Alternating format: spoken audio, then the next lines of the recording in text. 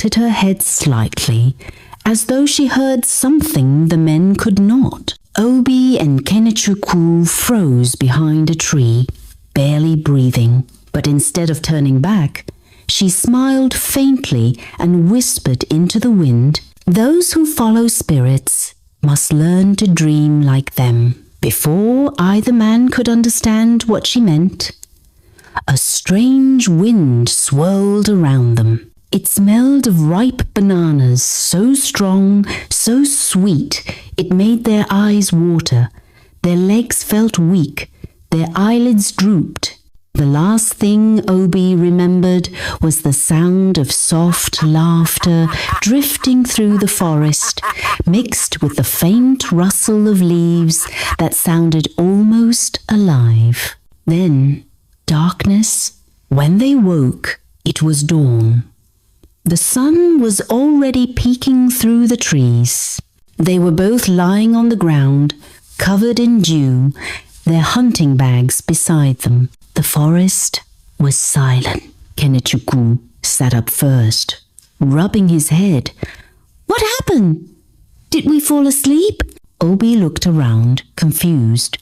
"I don't know. She was just there, then nothing." They searched for footprints or any sign of Mama Koi's path, but there was none. Only a trail of fresh banana peels scattered across the soil. When they finally returned to the village, they told the chief what they could remember, but their story sounded foolish to hunters who claimed the air made them sleep. The chief frowned. "You expect me to believe that?" Obi lowered his gaze. "My lord, I swear," she whispered something. It was like a spell. The chief sighed deeply. "You are hunters, not dreamers. If you cannot follow a woman to her farm, then stay in your beds." Ashamed, the two men left the palace. But deep down, they both knew what they had felt that night wasn't ordinary sleep, it was a calling. And so, a few nights later, they decided to follow her again. This time, they vowed to stay awake, no matter what. But what they saw the second night was far worse than any dream. As they stepped into the thick darkness of the forest path, the moon was brighter than before, too bright, almost like daylight, painting everything in silver light. Mama Koi walked ahead of them, moving slowly, humming that same eerie song. But this time, the air felt alive.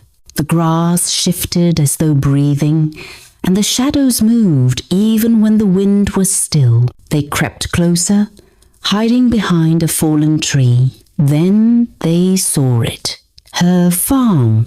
The clearing glowed faintly like fireflies in fog. Dozens of banana trees stood tall, but they were not still, they were moving. Their trunks swayed like dancers, their leaves rustling though the air was calm. And around them ghostly figures floated, pale, thin, and silent. Some carried baskets, some bent to pluck glowing bananas that shimmered gold under the moonlight. Their eyes were hollow, their faces blurred like smoke. Mama Koi stood at the center of it all, her wrapper soaked in what looked like oil or blood. She raised her hands and whispered to the trees, and as she did, the ground seemed to breathe. The bananas ripened instantly, turning golden before their eyes. Obi's mouth went dry. "Kenichuku, are you seeing this?" he whispered. Kenichuku nodded slowly, too terrified to speak. The wind began to hum. One by one, the ghostly figures turned their heads toward the spot where the hunters hid, and that was when Mama Koi spoke, without looking back. "You came again," she said softly. "Good. Watch, so you can tell them what feeds them." Obi's body froze. Her voice was calm, but it carried through the forest like thunder.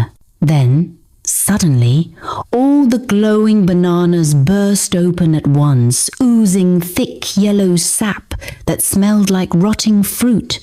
The trees twisted toward the hunters, creaking, their roots dragging across the soil.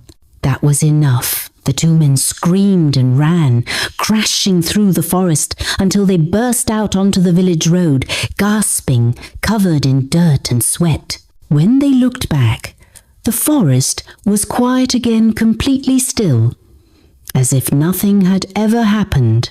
At dawn, they tried to tell the chief what they had seen, but their voices shook and their words made no sense. The chief's advisors laughed, saying they were drunk or cursed. But Mama Koi, she came to the market that morning as usual, her basket full of perfect golden bananas and a calm smile on her face. When she saw the hunters,